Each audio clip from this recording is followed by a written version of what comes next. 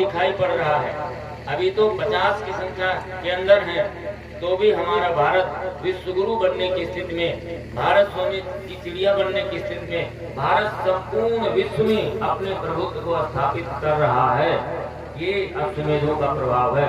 और 1942 में गुरुदेव की घोषणा थी 100 वर्ष लगेंगे सतयुग के आने में, और 2042 वो समय होगा जब तक ये अश्वमेध यज्ञ भी पूर्ण हो चुके होंगे और संपूर्ण धरती पर सनातन धर्म का दिग्घोष होगा और जन जन में मानवता, सच्चरित्रता, श्रेष्ठता, पाप करने की वृत्तियां पूरी तरह से समाप्त हो जाएंगी और सब गुणा के सब पंडित ज्ञानी रहे न को अबुध अज्ञानी। कोई अज्ञानी नहीं होगा, कोई शोषित नहीं होगा, कोई शोषक नहीं होगा, कोई अधर्मी नहीं होगा, सभी धर्मवान हो जाएंगे। लगता तो है कि ये बड़ा कठिन काम है, लगता तो उस समय भी था, समुद्र को लांघना था तो समुद्र लांघना उस समय भी 100 योजन की सीमा थी उसकी, और बंदर, भालू और मनुष्य के लांघने की सामर्थ्य नहीं थी, लेकिन वह कार्य हुआ था। लगता तो ऐसा भी था, जब सती प्रथा प्रारंभ हुई थी तो गुरुदेव के दिल में पीड़ा उठी थी। एक राजपूत घराने में जब डंडे मार करके एक महिला को सती बनाया जा रहा था, वो दृश्य देखा था। और एक दृश्य देखा था जिसकी बेटी हो गई थी, उसकी 5 बेटियां, जब 5वीं बेटी हुई तो उस राजपूत ने उस छोटी सी बच्ची को ले जा करके एक चबूतरे पर रख करके उसकी हत्या कर दी थी।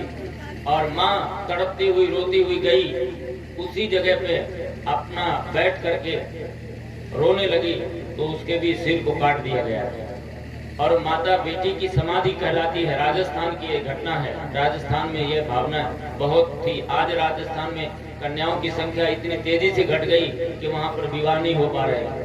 तो इन दोनों पीड़ाओं को देख करके गुरुदेव ने नारी जागरण का जब अभियान चलाया, तो यह नारी जागरण विश्व का एक ऐसा अभियान बना, संपूर्ण दुनिया में गायत्री परिवार के पास जितनी संख्या में बहनों की टोली है, दुनिया में किसी के पास नहीं है। और नारी जागरण इस रूप में पहुंचा कि आज अपने देश की सबसे दलित समाज से आने वाली और एक नारी वो आज सर्वोच्च भारत के राष्ट्रपति के रूप में प्रतिष्ठित हो गए। ये गुरुदेव के नारी जागरण के अभियान की सफलता है। गुरुदेव ने जिन अभियानों को कहा है वो सारे अभियान इस धरती पर पूर्ण होते जाएंगे और धरती में प्रज्ञा युग और नवयुग आएगा। उसकी चर्चा हम शाम को करेंगे। अभी यज्ञ के बारे में, यज्ञ में हम 3 काम करते हैं। पहला तो देव पूजन करते हैं, देवताओं का पूजन करेंगे तभी यज्ञ होगा। देवत्व का पूजन समाज में देना सीखे। समाज से पाया तो बहुत है, लिया तो बहुत है, पर देना सीखे। यही हमारी संस्कृति रही है और इसी को देवता कहते हैं। जो लेता है वो लेवता है, वो राक्षस है, और जो देता है वो देवता है। इसीलिए हमारे धरती में जो ज्ञान दान करने वाले लोग थे उनको संत ब्राह्मण कहते थे और उनकी वंदना और उनकी पूजा करते थे, क्योंकि उनका जीवन ज्ञान के लिए समर्पित होता था, समाज को जीवंत करने के लिए समर्पित होता था, अपने लिए नहीं अपनों के लिए जीते थे। और अपने वे कहलाते थे जो दीन दुखी अज्ञानी थे। अज्ञान सबसे बड़ा दुख है। इस अज्ञान के निवारण के लिए जिन्होंने साहित्य लिखे, जिन्होंने किताबें लिखी, जिन्होंने धर्म प्रचार किया, उनको हम साधु ब्राह्मण कहने लगे। और उसी साधु ब्राह्मण परंपरा को परम पूज्य गुरुदेव ने पुनः गायत्री परिवार के रूप में स्थापित किया। साधु और ब्राह्मण कोई जाति से नहीं होते हैं, सभी भावनाओं से होते हैं, क्रियाओं से होते हैं। जो भी हम आप जो काम कर रहे हैं ये साधु ब्राह्मणों का काम था और उसको सामान्य लोग भी उठ करके आए हैं, अपने जीवन को पवित्र बनाया है, श्रेष्ठ बनाया है। और एक नए साधु ब्राह्मणों की परंपरा को गुरुदेव ने खड़ा करके समाज में देवत्व की स्थापना करने का एक दिव्य। आप देखिए यहाँ पर सुबह से हमारे भाई बहनों ने, किसी ने वेदियां बनाई होगी, किसी ने कुंड रखा, किसी ने संविधाओं की व्यवस्था किया, तो कहीं टेंट लगाया, कहीं माइक की व्यवस्था है। कोई एक भी साथ न दे तो ये यज्ञ आपका पूर्ण नहीं हो सकता।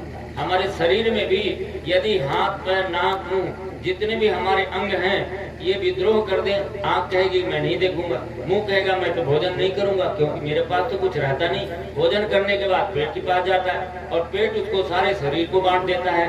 तो हर यदि अंग ये कह दे कि हम ये देने को तैयार नहीं है, तो हमारे शरीर में विद्रोह हो जाएगा और हमारा शरीर चल नहीं सकता है। समाज में भी यदि निर्माण करने वाले हमारे श्रमिक वर्ग के लोग कहते हैं हम बिल्डिंग नहीं बनाएंगे, तो काम बनने वाला नहीं, और बनाने वाला तैयार हो, और वैश्य वर्ग यानी उसके पास पैसा नहीं हो, पैसा समाज में न हो, तो भी आपका ये भवन बन नहीं सकता है। और भवन भी बन जाए और उसका कोई ज्ञान देने वाला ना हो, कैसे बनना चाहिए, तो भी भवन नहीं बनेगा।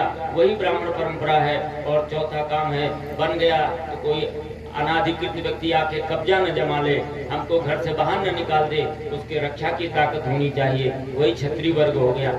ये चारों प्रकार के हमारे जो वर्ण हैं, ये हमारे द्वारा चुने गए। वर्ण माने चुनना होता है, और हमने जिस काम को चुन लिया हम उस वर्ण के कहलाते। कोई वर्ण कम अधिक या छोटा या बड़ा नहीं है, हमारे वर्ण व्यवस्था की विशेषता रही है। ये सच्चा जो हमारा सनातन धर्म है, उसमें जो भी दिखाई पड़ रहा है, जिसको आप नकारात्मक समझ रहे हैं, वो नकारात्मक नहीं, वो विकृति है। संस्कृति नहीं है, वो विकृति है। हमने जो परिभाषा दी है ये हमारे वेदों की संस्कृति है। गुरुदेव ने उसी संस्कृति की पुनर्स्थापना करने का यह दिव्य अभियान चलाया। और ऐसा ही सहकार, जैसे इस धरती में पानी बरसता है और धरती उस पानी को इकट्ठा करती है और उसे ले जाके नदियों के माध्यम से समुद्र में पहुंचाती है, और समुद्र भी उसे इकट्ठा नहीं करता, उसे गर्म करके भाप बनाता है, और भाप बनने के बाद वो ब्रह्मांड में जाके बादल बनता है, और वो बादल बन करके इस धरती पर आकर के बरस जाता है, और धरती फिर उसे इकट्ठा करती है और समुद्र में पहुंचाती है। ये चक्र निरंतर चलता रहता है। ऐसा ही प्रेम और सहकार का संबंध हमारे समाज में होना चाहिए। एक दूसरे के सभी पूरक हैं, और इसी पूरक भाव की स्थापना करने के लिए गुरुदेव ने गायत्री संस्था नहीं बनाई, गायत्री परिवार बनाया। परिवार में क्या होता है, परिवार में सबसे छोटा व्यक्ति जो होता है उसको सबसे ध्यान रखा जाता है। एक कप यदि घर में दूध बचेगा तो उस सबसे छोटे वाले बच्चे के लिए रखा जाएगा, और संस्था में क्या होगा, यदि दूध बचेगा तो मैनेजर के लिए रखा जाएगा, डायरेक्टर के लिए रखा जाएगा, सबसे बड़े वाले के लिए रखा जाएगा, छोटे के लिए नहीं रखा जाएगा।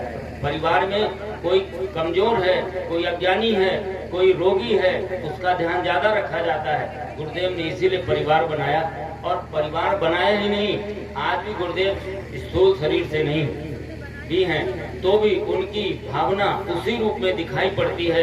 कितने उदाहरण हैं। एक बार तो मुजफ्फरनगर से एक भाई जा रहे थे, कहीं से जा रहे थे मुजफ्फरनगर में, उनको नींद आ गई, और वो कम से कम 25 किलोमीटर गाड़ी को सोते हुए चला दिया, और इसके बाद शांति कुंज गए, गुरुदेव का दर्शन किया। उनकी माताजी भी साथ में थी, माताजी जुड़ी हुई थी, और लौट के वहां से दर्शन करने के बाद आए, और जब लगभग मेरठ में आए वापसी, तो गाड़ी खड़ी कर दिया और लोग नीचे उतर गए, और पीछे से ट्रक ने मारी टक्कर, तो काफी गाड़ी क्षतिग्रस्त हो गई। माताजी ने कहा गुरुजी के पास फिर से चलो, और गुरुजी के पास गए, और गुरुजी से प्रार्थना माताजी ने किया कि गुरुदेव हमारे बच्चों की रक्षा करना। मतलब आज ऐसी घटना हो गई कि हम गाड़ी में बैठे होते तो हमारा प्राण नहीं बचता। गुरुदेव का शब्द था, गुरुदेव तो अंतर्यामी थे। गुरुदेव ने कहा कि जब मैं सोते में रक्षा करता हूँ तो जगते में तो करूंगा ही, सोते में जब करता हूँ। ये बात तो बताया भी नहीं था बच्चे ने कि मैं सो गया था 25 किलोमीटर। जब गुरुदेव ने कहा मैं सोते में रक्षा करता हूँ तो जगते में तो करूंगा ही, और बच्चे ने जब बताया कि मैं चलाते हुए सो गया और 25 किलोमीटर दूर पर मेरी नींद, मुझे ऐसा लगा कि गाड़ी कैसे चली आई यहाँ। तो जो हमारे सोते और जगते हर सांस में हमारे जीवन की रक्षा करने के लिए तत्पर है। इतना प्यार, इतना स्नेह माता जी ने अपने हाथों से भोजन बनाए, अपने हाथों से भोजन बना कर खिलाया है लोगों को। बहुत ऐसे भाई बहन होंगे, और जिससे यह परिवार विश्व परिवार बनता चला गया। इसी प्रेम और सहकार से ये परिवार बना है, और इसी प्रेम और सहकार की स्थापना करना है। कि एक फिजिक्स के प्रोफेसर थे भास्कर जी, अभी भी वहाँ परिवहन विभाग में हैं। जब वो गुरुदेव के पास आए नौकरी छोड़ करके, तो कहा मैं यहाँ शांति कुंज में रहना चाहता हूँ।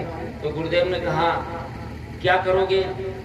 बोले हम फिजिक्स के प्रवक्ता थे। तो गुरुदेव ने कहा हमारे यहाँ फिजिक्स पढ़ाने की व्यवस्था तो है नहीं, कोई और काम बताओ क्या कर सकते हो? बोले हम गाड़ी चला सकते हैं। तो बोले ठीक है, एक गाड़ी थी उस समय, इस गाड़ी को चलाना। और एक दिन भास्कर जी के दिमाग में डोसा खाने का मन आया। हर की पौड़ी में उन्होंने सोचा कि बताओ, शांति कुंज को जीवन देने के बाद आज मेरे पॉकेट में 10 रुपए नहीं है जिससे मैं डोसा खा सकता। हमारे मन में आया कि मैं डोसा खा सकता, ये उनके मन में आया। और संजोग से जब लौट के गए शांति कुंज में, अगले दिन गुरुदेव ने कहा कि बेटा चलो आज हर की वहां चलते हैं ऋषिकेश। गाड़ी उठाई, माताजी भी बैठे, गुरुदेव बैठे, और जा करके हर की पौड़ी को वहाँ ऋषिकेश में गाड़ी खड़ी हुई। उन्होंने कहा इस रिसॉर्ट में ले चलो। उस रिसॉर्ट में ले गए। बोले 3 मसाले वाले डोसे का ऑर्डर दे के आओ। 3 मसाले वाले डोसे का ऑर्डर दे के आए। गुरुदेव तो कभी खाते नहीं, उनको भी बड़ा आश्चर्य हो रहा था। अब इसके बाद तीनों के पास रख दिया। गुरुदेव ने कहा कि बेटा हम तो ये इसमें प्याज पड़ी होगी, हम तो खाते नहीं। और माताजी ने भी कहा बेटा हम भी नहीं खाते। तो गुरुजी ने भी अपना दिया और माताजी ने भी अपना दिया। एक खाने का मन था, 3 डोसा खिलाया। और भास्कर जी का कहना है कि मैंने अपने जीवन में अनुभव किया कि देखो मैंने कल्पना किया और गुरुदेव उस बात को समझ गए और एक नहीं 3 डोसा खाना पड़ा। और जीवन में ऐसी तृप्ति मिल गई कि फिर मुझे जीवन में कभी ऐसा नहीं लगा कि अब मुझे कुछ और खाने को मिल जाए। इतना महान सहकारिता का गुरुदेव ने बनाया। यही सहकार हमारे जीवन में आना चाहिए, यही संगतिकरण हमारे जीवन में आना चाहिए। हर भाई बहन एक दूसरे का सहयोग करके इस संस्कृति को विश्व संस्कृति बनाए, इस राष्ट्र को महान भारत बनाए। अपनी योग्यताओं का, अपनी विशेषताओं का लोक मंगल के लिए समर्पण, ये दान कहलाता है। ये दान की श्रेणी में नहीं आता। कोई किसी को बंदूक दान कर दे तो वो दान नहीं कहलाएगा। दान सुपात्र को दिया जाना चाहिए। दान अच्छी वस्तुओं का, शुभ वस्तुओं का दिया जाना चाहिए। और गुरुदेव ने इसीलिए जितने भी समाज के प्रतिभाशाली लोग थे, जिनके पास जो भी प्रतिभाएं थी, उनसे अपेक्षा किया समय दान युग की माप। समय दान युग की माप। अपना समय दीजिए। आपके पास धन है तो धन दीजिए, समय है तो समय दीजिए, प्रतिभा है तो प्रतिभा दीजिए और इसका योगदान कर देंगे आप, तो यह धरती स्वर्ग बनेगी। सूर्य भगवान त्याग करते हैं, तपते हैं और तपने के कारण यह सारा जगत चलता है, ये सारी दुनिया चलती है। ऐसा योग हमारे जीवन में तप का आना चाहिए। वो तपस्या नहीं कहलाती कि हम जंगल में बैठ करके बिना कपड़े पहने हुए रह जाएं। यदि बिना कपड़े पहने से या केवल हमको पंचाग्नि ताप लेने से यदि हमको भगवान मिल जाते तो फिर जितने जंगल में जीव रहते हैं वो सब तपस्वी हैं, उनको भगवान मिल गए होते। यदि कोई धनवान होता तो भगवान मिल जाते, तो फिर जितने धनवान हैं उनको भगवान मिल जाते। लेकिन देखने को ये मिला कि एक सखी से संग बिहाई, गई रही देखन फुलवाई। एक ऐसी सखी को भगवान पुष्प वाटिका में मिले जो स्वयं भक्ति रूपी सीता को ही छोड़ करके घूम रही थी, फुलवाड़ी में घूम रही थी, तो उसको मिल गए। और जो भक्ति के साथ थे उसको नहीं मिले। इसलिए यदि केवल बहुत सारे तप करने से ही भगवान मिलते या जप करने से ही भगवान मिलते तो फिर जटायु को कैसे मिल जाते? जटायु ने कोई जप नहीं किया था, जटायु ने कोई जप नहीं किया था। यदि विद्वानों को ही भगवान मिलते तो शिवरी को कैसे मिल जाते? शिवरी को कोई ज्ञान नहीं था, कोई ज्यादा विद्वता नहीं थी उसके पास, फिर भी भगवान मिल गए। तो भगवान तो श्रद्धा, प्रतिभा और लोक मंगल की भावना से मिलते हैं। और इसी भावनाओं का सही सच्चे अर्थों में दान करना और ये तीनों मिल जाएं तो फिर वो यज्ञ बन जाता है। फिर ये यज्ञ साधारण नहीं है, यह युग यज्ञ है। इसके पीछे भाव क्या है, कितना पवित्र भाव है। ये तीनों भावनाएं जो हम कह रहे हैं, इन तीनों भावनाओं का समावेश किया गया है, तो यह युग यज्ञ बन गया है। और ये युग यज्ञ इतना